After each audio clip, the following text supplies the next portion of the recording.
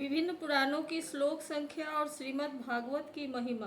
सूत जी कहते हैं, ब्रह्मा, वरुण, इंद्र, रुद्र और मरुद्गण दिव्य स्तुतियों के द्वारा जिनके गुणगान में संलग्न रहते हैं, साम संगीत के मर्मज्ञ ऋषि मुनि अंग, पद, कर्म एवं उपनिषदों के सहित वेद द्वारा जिनका गान करते रहते हैं, जोगी लोग ध्यान के द्वारा निश्चल और तल्लीन मन से जिनका भावमय दर्शन प्राप्त करते रहते हैं, किंतु यह सब करते रहने पर भी देवता, दैत्य, मनुष्य कोई भी जिनके वास्तविक स्वरूप को पूर्णतया न जान सका, उन स्वयं प्रकाश परमात्मा को नमस्कार है।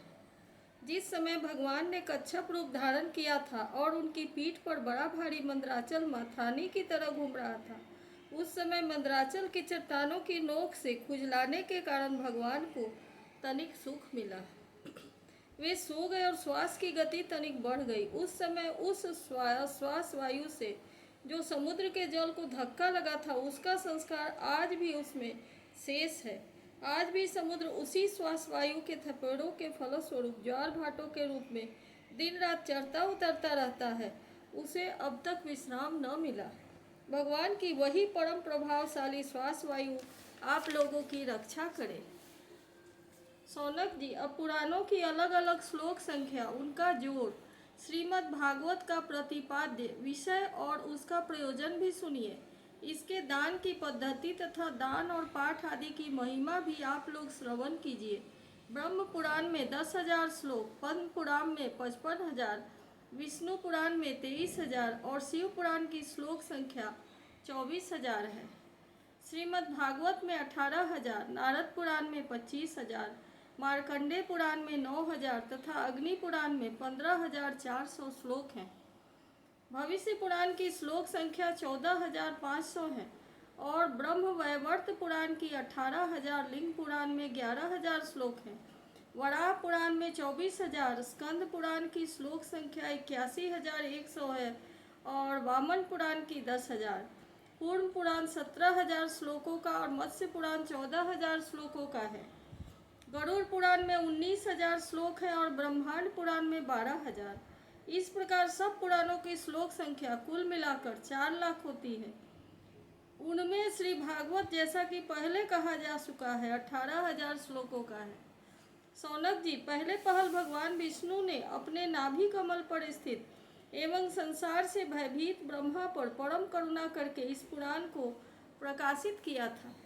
इसके आदि, मध्य और अंत में वैराग्य उत्पन्न करने वाली बहुत सी कथाएं हैं। इस महापुराण में जो भगवान श्री हरि की लीला कथाएं हैं, वे तो अमृत स्वरूप ही हैं। उनके सेवन से सत्पुरुष और देवताओं को बड़ा ही आनंद मिलता है। आप लोग जानते हैं कि समस्त उपनिषदों का सार है ब्रह्म और आत्मा का एक तत्व अद्वितीय सद्वस्तु। वही श्रीमद् भागवत का प्रतिपाद्य विषय है। इसके निर्माण का प्रयोजन है एकमात्र कैवल्य मोक्ष। जो पुरुष भाद्रपद मास की पूर्णिमा के दिन श्रीमद् भागवत को सोने के सिंहासन पर रखकर उसका दान करता है, उसे परम गति प्राप्त होती है। संतों की सभा में तभी तक दूसरे पुराणों की शोभा होती है जब तक सर्वश्रेष्ठ स्वयं श्रीमद् भागवत पुराण के दर्शन नहीं होते। यह श्रीमद् भागवत समस्त उपनिषदों का सार है। जो इस रस सुधा का पान करके छक चुका है, वह किसी और पुराण शास्त्र में रम नहीं सकता। जैसे नदियों में गंगा, देवताओं में विष्णु और वैष्णवों में श्री शंकर जी श्रेष्ठ हैं, वैसे ही पुराणों में श्रीमद् भागवत है। सौनकादि ऋषियों जैसे संपूर्ण क्षेत्रों में काशी सर्वश्रेष्ठ है, वैसे ही पुराणों में श्रीमद् भागवत का स्थान सबसे ऊंचा है। यह श्रीमद् भागवत पुराण सर्वथा निर्दोष है। भगवान के प्यारे भक्त वैष्णव इससे बड़ा प्रेम करते हैं। इस पुराण में जीवन मुक्त परमहंसों के सर्वश्रेष्ठ, अद्वितीय एवं माया के लेस से रहित ज्ञान का गान किया गया है। इस ग्रंथ की सबसे बड़ी विलक्षणता यह है कि इसका निष्कर्म अर्थात कर्मों की अत्यंतिक निवृत्ति भी ज्ञान, वैराग्य एवं भक्ति से युक्त है। जो इसका श्रवण, पठन और मनन करने लगता है, उसे भगवान की भक्ति प्राप्त हो जाती है और वह मुक्त हो जाता है।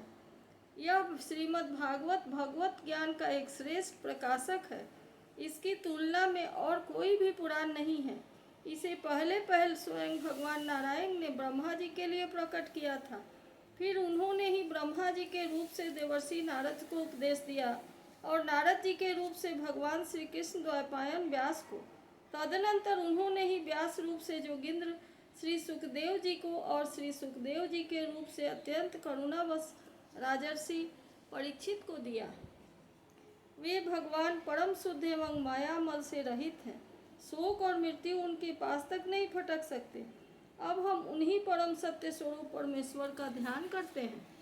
हम उन सर्वसाक्षी भगवान वासुदेव को नमस्कार करते हैं जिन्होंने कृपा करके मोक्षाभिलाषी ब्रह्मा जी को इस श्रीमद् भागवत महापुराण का उपदेश दिया। साथ ही हम उन जोगीराज ब्रह्म स्वरूप श्री सुखदेव जी को भी नमस्कार करते हैं जिन्होंने श्रीमद् भागवत महापुराण सुनाकर संसार सर्प से डसे हुए राजर्षि परीक्षित को मुक्त किया। देवताओं के आराध्य देव सर्वेश्वर, आप ही हमारे एकमात्र स्वामी एवं सर्वस्व हैं। अब आप ऐसी कृपा कीजिए कि बार बार जन्म ग्रहण करते रहने पर भी आपके चरण कमलों में हमारी अविचल भक्ति बनी रहे।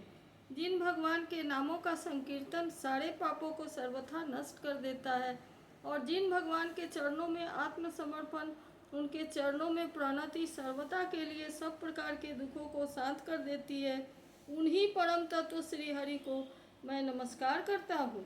इति श्रीमद्भागवत महापुराणे पारमहंस्यां संहितायां द्वादश स्कंधे त्रयोदशोऽध्यायः इति द्वादशः स्कंधः समाप्तः। संपूर्णं ग्रंथः